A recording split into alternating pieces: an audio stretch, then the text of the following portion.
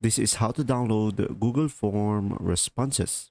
So first thing that you will do is simply select the Google Form that you want to download. And after that, just simply go ahead and select responses over here at the middle of the screen. And from here, guys, just simply go ahead and select these three dots over here on the upper right. And now a drop down will show up and you should be able to see here download responses. And from there, it will automatically download as a zip file over here. And you can just simply click on this icon over here to show its location. And when we right click on it and select extract all, and from here, just simply select a location and click on extract.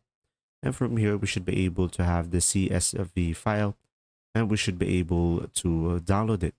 I hope this video helped you understand more. If you do, leave a like and thanks for watching, guys. See ya.